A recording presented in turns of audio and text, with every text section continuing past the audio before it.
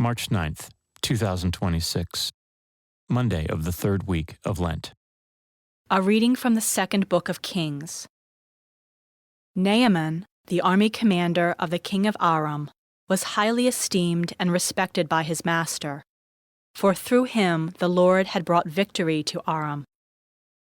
But valiant as he was, the man was a leper. Now the Arameans had captured in a raid on the land of Israel a little girl, who became the servant of Naaman's wife. "If only my master would present himself to the prophet in Samaria," she said to her mistress, "he would cure him of his leprosy." Naaman went and told his lord just what the slave girl from the land of Israel had said. "Go," said the king of Aram, "I will send along a letter to the king of Israel." So Naaman set out, taking along 10 silver talents, 6,000 gold pieces, and 10 festal garments. To the king of Israel he brought the letter, which read, "With this letter I am sending my servant Naaman to you, that you may cure him of his leprosy." When he read the letter, the king of Israel tore his garments and exclaimed, "Am I a God with power over life and death, that this man should send someone to me to be cured of leprosy? Take note, you can see he is only looking for a quarrel with me." When Elisha, the man of God, heard that the king of Israel had torn his garments, he sent word to the king, "Why have you torn your garments? Let him come to me and find out that there is a prophet in Israel." Naaman came with his horses and chariots and stopped at the door of Elisha's house. The prophet sent him the message, "Go and wash 7 times in the Jordan, and your flesh will heal and you will be clean." But Naaman went away angry, saying, "I thought that he would surely come out and stand there to invoke the Lord his God, and would move his hand over the spot and thus cure the leprosy. Are not the rivers of Damascus, the Abana, and the Pharpar better than all the waters of Israel? Could I not wash in them and be cleansed?" With this he turned about in anger and left. But his servants came up and reasoned with him.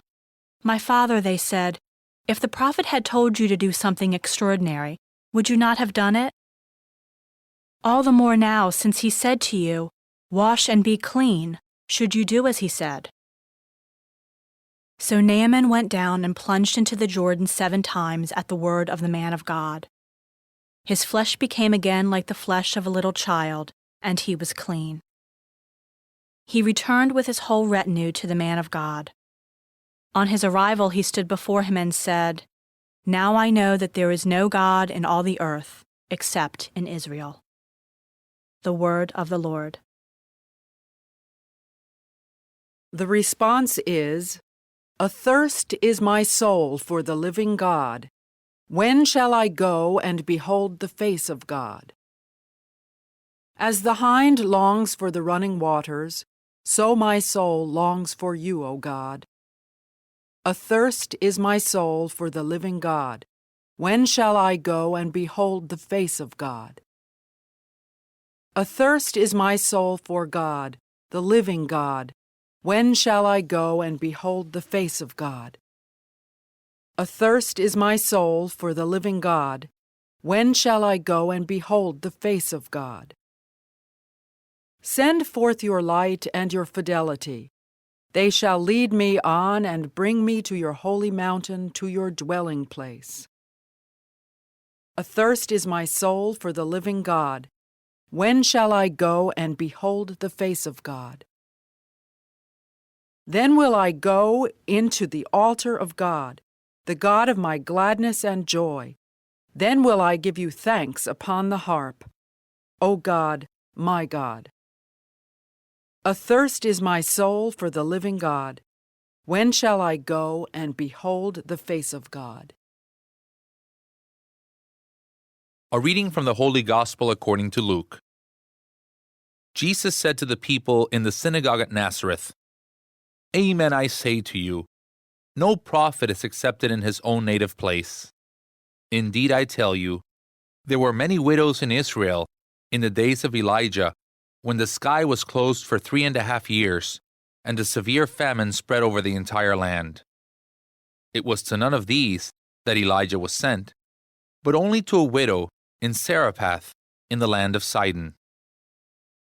Again, there were many lepers in Israel during the time of Elisha the prophet, yet not one of them was cleansed, but only Naaman the Syrian.